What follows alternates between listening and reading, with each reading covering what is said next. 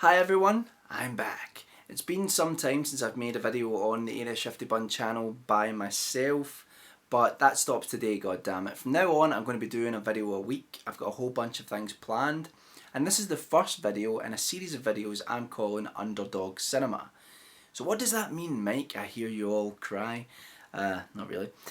It's going to be a series of videos about the films which I feel are really unappreciated but should be appreciated. It's the films that maybe went under the radar at the time of their release. Perhaps critically they weren't successful, or commercially, or both.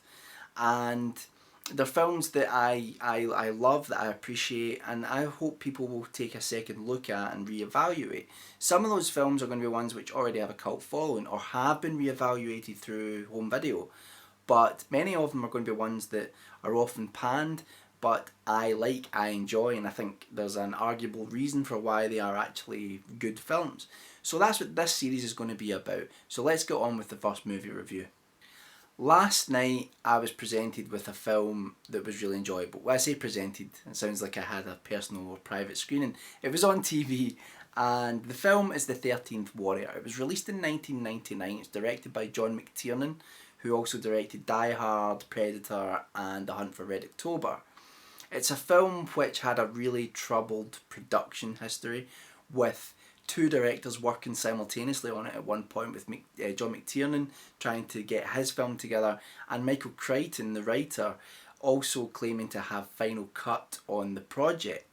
Because of this and additional studio interference culminating in the film not being marketed properly or at all, because the studio felt that they didn't have much faith in the project, the film has been pushed into relative obscurity. The film follows Ahmed ibn Fadlan, who is a real-life 10th century Arabic traveller who has been sent on an obscure ambassadorial mission to the north of Europe, more so as a punishment because he was caught messing around with a nobleman's wife. On arriving to these strange shores in the untamed wilderness of northern Europe at that time, Ahmed finds himself at the mercy of a group of Norsemen who save him from an attack by Mongol raiders. While staying at the settlement of these Norsemen, a young man approaches the town and asks them for their help to fight off an evil ancient enemy which has risen in the North Kingdom of Hrothgar.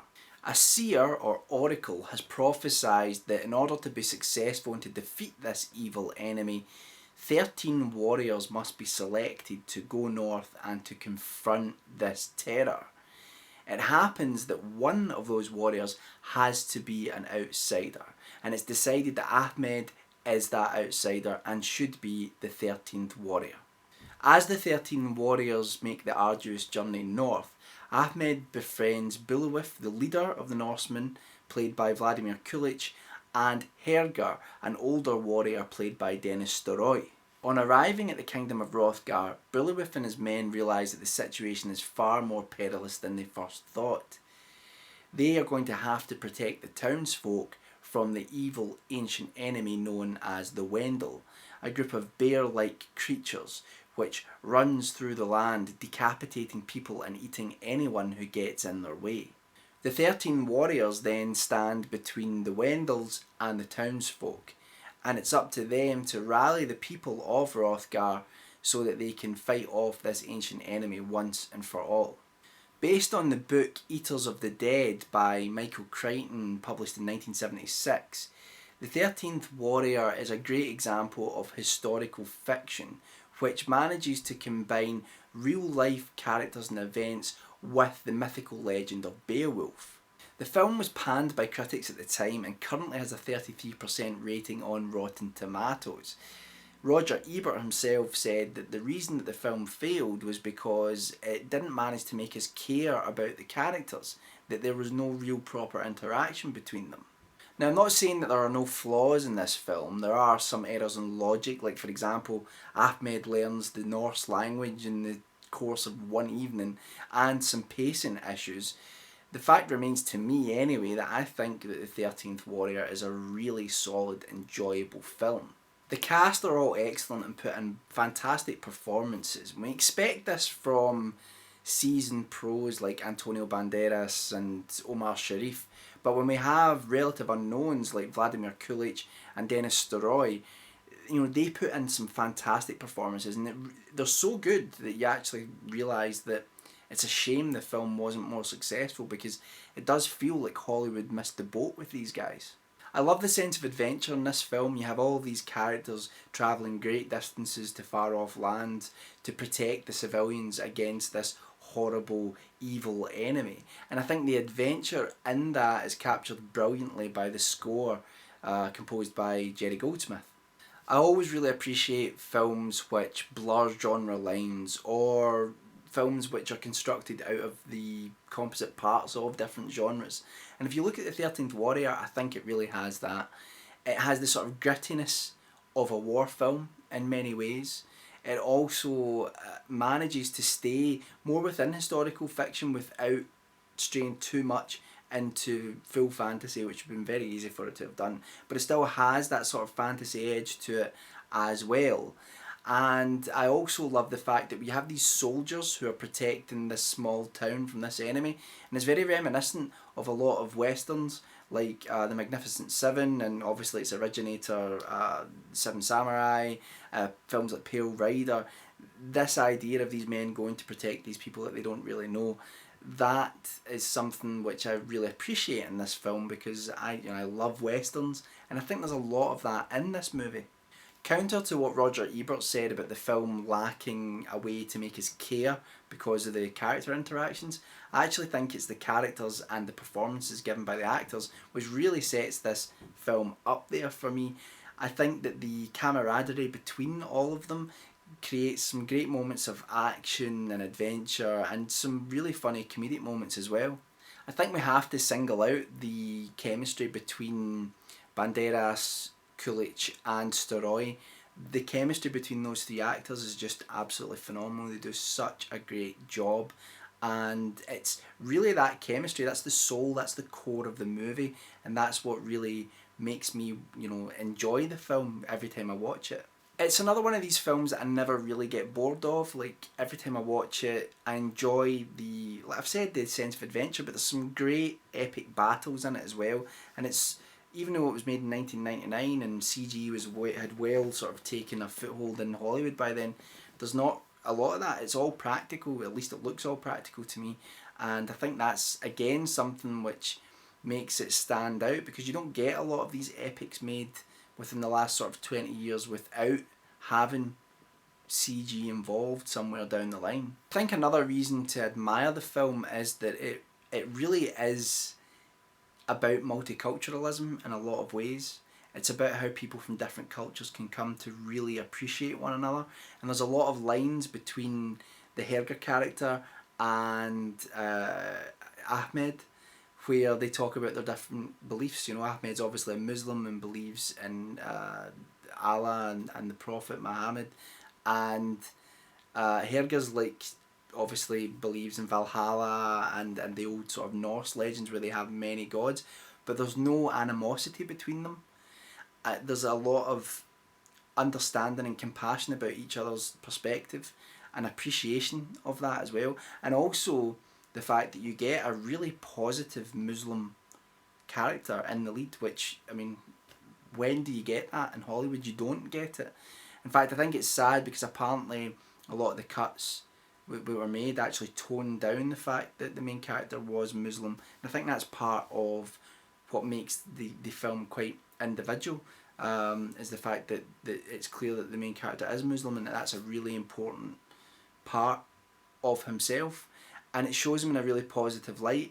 And I think, sadly, due to the terrible events that happened afterwards with a few extremists, would we have had this film made just 2 years later? I doubt it would have got made, to be honest, or they would have changed the main character and his religion. John McTiernan was actually fired from the production because it went grossly over budget. I think it ended up coming in about $160 million, rumoured that that's how much it cost, when in fact it was budgeted at like 85 million. And Michael Crichton had came in, the writer, and had been shooting stuff as well. claiming that he had final cut in the film and that John McTiernan didn't. So there are a lot of people out there that claim that there is a director's cut out there, and that it's far superior to the theatrical version. We hear this a lot with films, and sometimes it's not always true. I mean, look at the Exorcist prequel. When you watch that, you realise that, you know, well, both versions were terrible in my view. Like, it didn't matter there was a director's cut, it was just two really bad films. And then other times with, like, Ridley Scott's, you know, did improve. Ridley Scott did improve Blade Runner, you know, with his director's cuts. But it would be interesting to see if there is a McTiernan cut out there. John McTiernan himself seems to say that most of his footage is in the film, but that there are some things that have been cut out.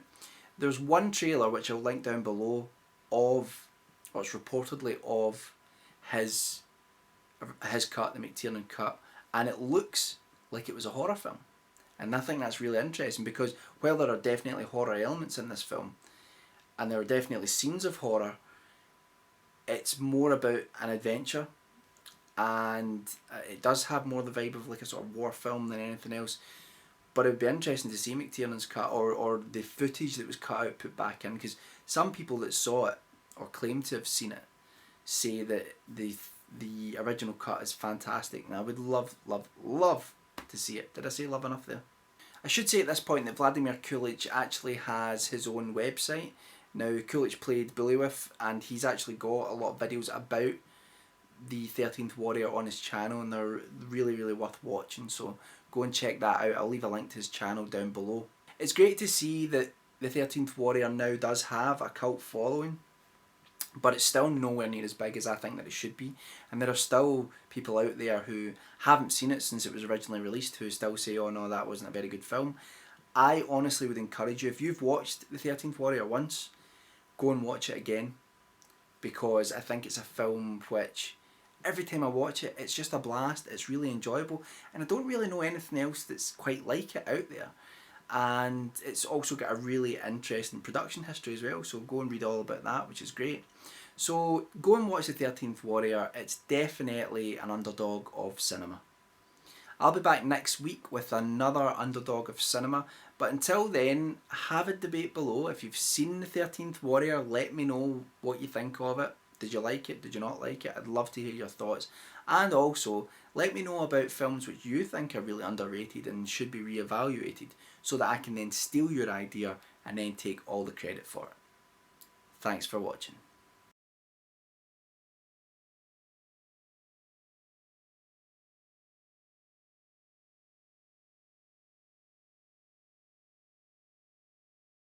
On arriving at the kingdom of on arriving at the kingdom of Hroth, on arriving at the kingdom of Hrothgar,